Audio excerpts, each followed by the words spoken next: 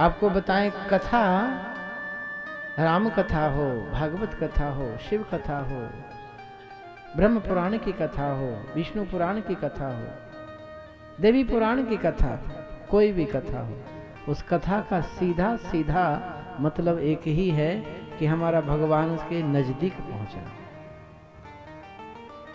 भगवान तो सर्वत्र व्याप्त है, लेकिन हम उनके पास कैसे जाएं? माध्यम क्या है? संबंध हमारा उनसे कैसे जुड़े?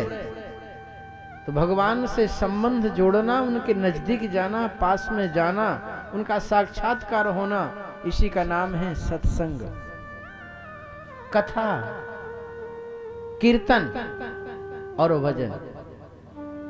सत्संग, कथा, कीर्तन और भजन, ये 4 साधन हैं जिससे हम भगवान के नजदीक पहुंचते हैं और भगवान से हमारा प्रेम होता है। हम सब आपस में, परिवार में, पत्नी पति, माता पुत्र, पिता पुत्र, भाई बहन, गुरु शिष्य, कितना प्रेम करते। तारतम्य हमारा एकदम जुड़ जाता है, लगन एकदम लग जाती है कि ये मेरे भाई हैं, ये मेरी बहन है, ये मेरी पत्नी है, ये मेरे भाई हैं, माँ हैं, मेरे पिता हैं, मेरे गुरु हैं। एक संबंध बन जाता है और वो संबंध जब बन जाता है तो उस संबंध के साथ हम जब जीवन जीते हैं तो हमें आनंद भी आता है। और बिना संबंध के जीवन जीते हैं तो आनंद नहीं आता।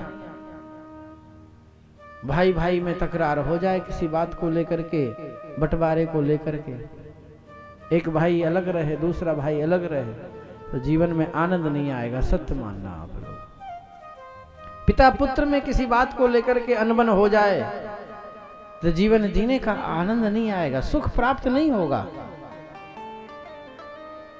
गुरु शिष्य में किसी बात को लेकर अनबन हो जाए तो जीवन का वास्तविक सुख नहीं मिलेगा।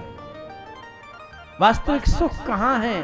बोले जब हमारा आपसी तारतम्य बैठ जाता है, आपसी प्रेम हो जाता है, आपसी भाव जुड़ जाता है।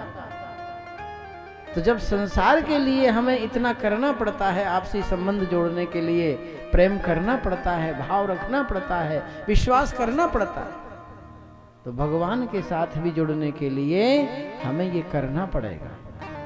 क्या? बोले कथा, कीर्तन, सत्संग और भजन।